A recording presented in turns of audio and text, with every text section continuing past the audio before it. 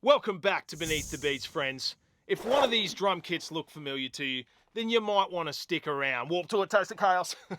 We're talking about Underoath's Aaron Gillespie and his powerhouse setups from the mid-2000s. Think They're Only Chasing Safety, Define the Great Line tours. I've always found that these Truth custom drum setups were a bit mysterious, and I wanted to deep dive into the information available and generate these kits digitally for you guys to demystify any questions you have.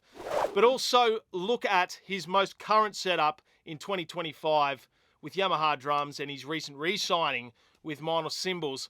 We're going to put these kits side by side and explain why they matter. Let's get stuck into it. First of all, I think it's important we go through three of Aaron's abilities that weighed heavily on shaping these drum setups. Number one, Aaron has the ability to spike the emotion of a song simply by the way he attacks the drum kit. And at times his drum parts feel like an extension of lyrics. And you'll see that here live with Underoath.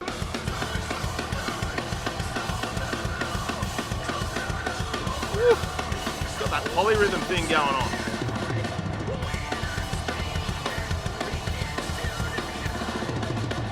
Got the iconic flat cymbal look that Aaron has used his whole career. Ooh. Number two, Aaron has the ability to create fills that allow space within the measure, and that space is where the magic is. It creates an iconic feel on the drums and just an all-round powerful performance. And you'll see that here live with It's Dangerous Business walking out your front door. Here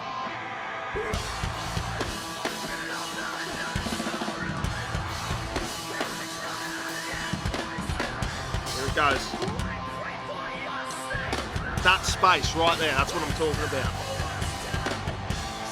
Number three, Aaron is an absolute machine when it comes to the single stroke roll, and he has very quick hands, and it's a go-to technique of his live with Underoath.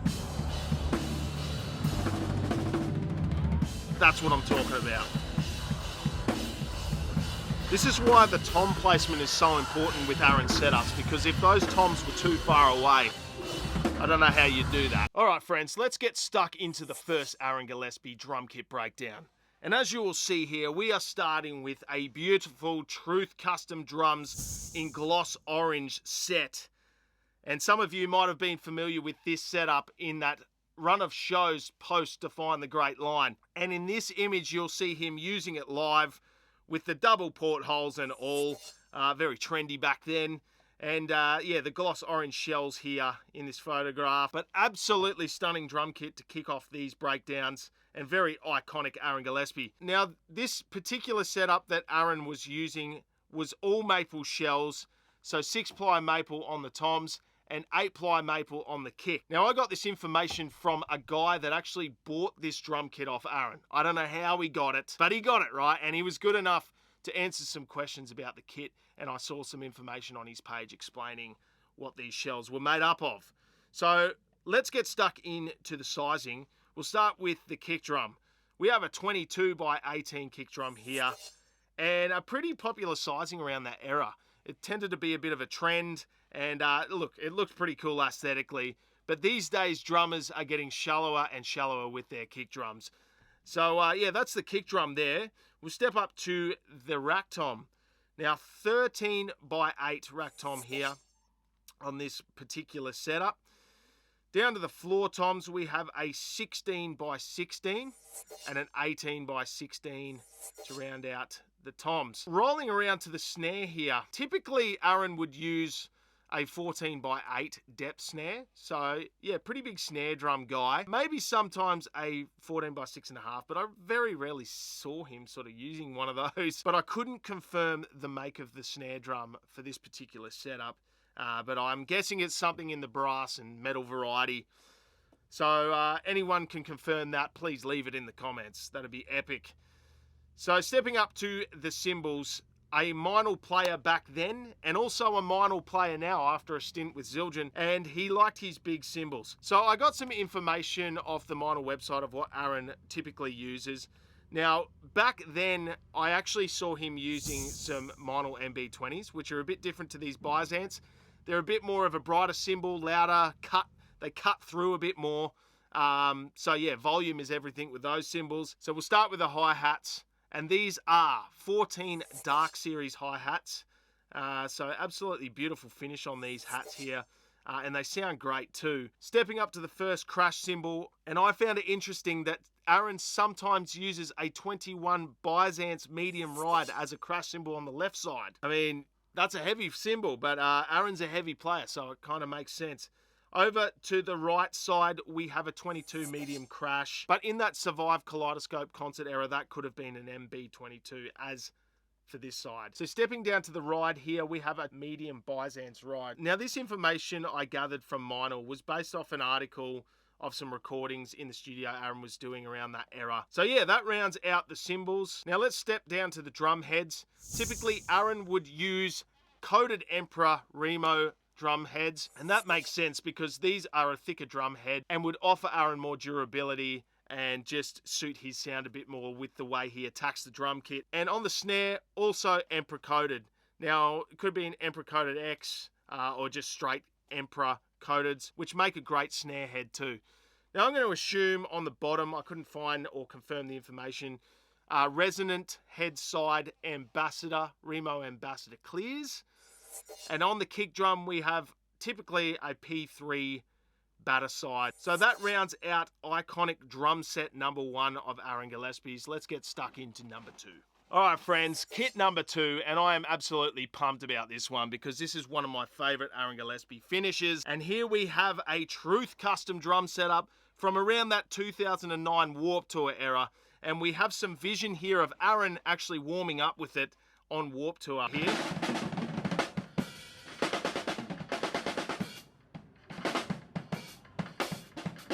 So it's a bigger kick drum.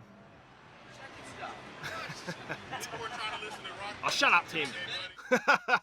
No worries. So as you can see in this photograph too, it is a bigger kick drum than the gloss orange kit that we just previously looked at. But yeah, just aesthetically, I think this kit looks rad. You know, it's kind of like a grey oyster. It looks black here, but it's kind of like a grey oyster finish. And it's got this sparkling inlay here, red and then the white on the outside. Super impressive from Truth Custom Drums on this one. I couldn't confirm the make of the shells on this one. But yeah, the only difference really being the kick drum, being a 24 by 14, it seems. So if anyone from Truth Custom Drums could chip in here, would love to hear about this kit or any of these kits from this era. Over here, we have also a 14 by 8 snare again, yet again. Aaron Gillespie special. Not sure of the make of this one either, but something in the metal variety. Stepping up, I've gone with the same cymbals as before because Aaron was still with Meinl cymbals. And, you know, there was times where he probably changed models and series. But we're just going to stick with what we have there, which is typical of what Aaron was using around that era. I just had to build this kit for you guys because I had a lot of fun recreating this drum set. And obviously there was a few things here and there that I couldn't get exactly to spec on this program, which is Drumstructor. Shout out to Drumstructor. If you guys want to follow my kits on Drumstructor, my user is Beneath the Beats.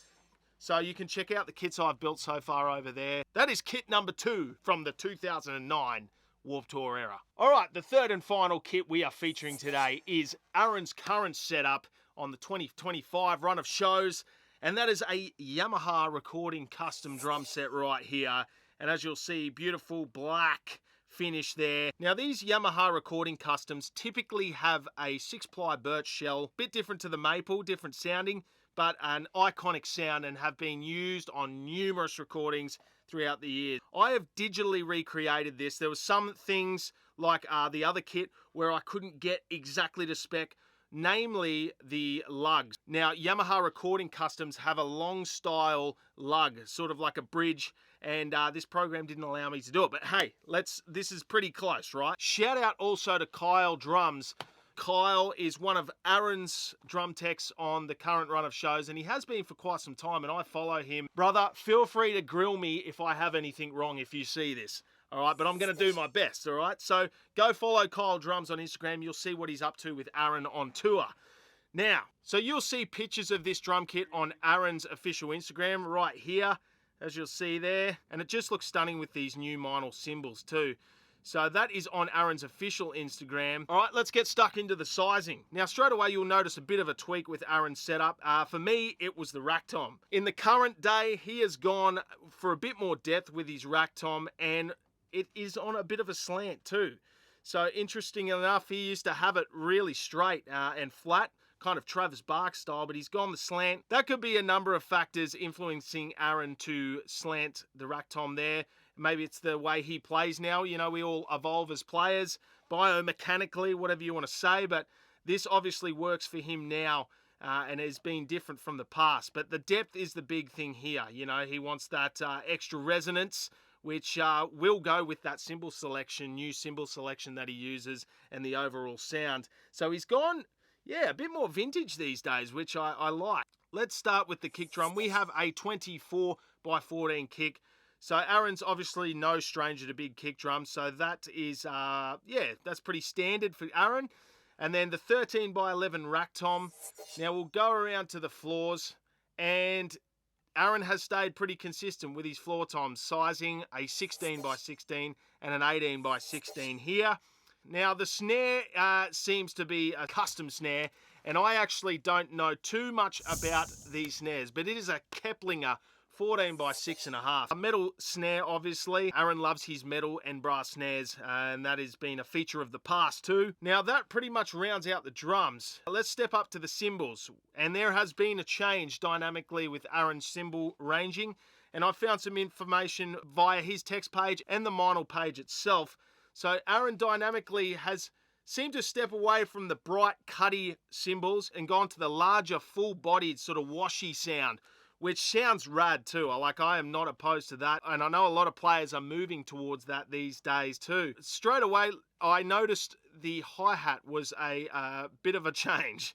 Now, this one is super interesting. It is a 17-inch set of hi-hats, and funnily enough, it's not your typical hi-hat choice. He's gone for two different cymbals, the top being a Byzance Jazz medium thin crash as a top, and a 17 Symphonic Series suspended cymbal for the bottom. And if you watch some current videos of Aaron, you'll see this used live.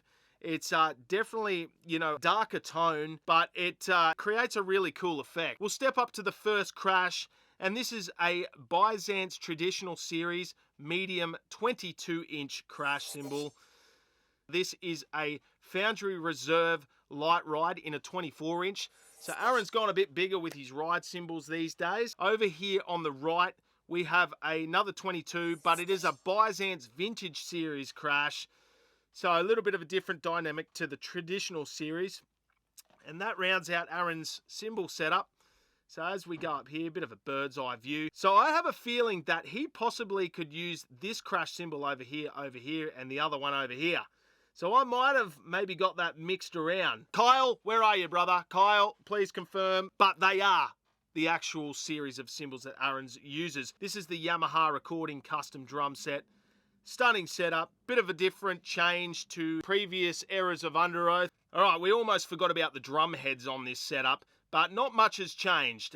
Aaron being a long-time Remo player, I've gone for the Remo coated Emperors here. Now, it has been mentioned on a couple of different sources that he has used the vintage coated too. And, you know, drummers, they interchange and try different drum heads. So it's hard to pinpoint exactly what he's using at different times. But typically, Remo Emperor coated, so the thicker ply heads. And on the snare, we have a Emperor coated or a Emperor coated X, which has been mentioned in a couple of sources.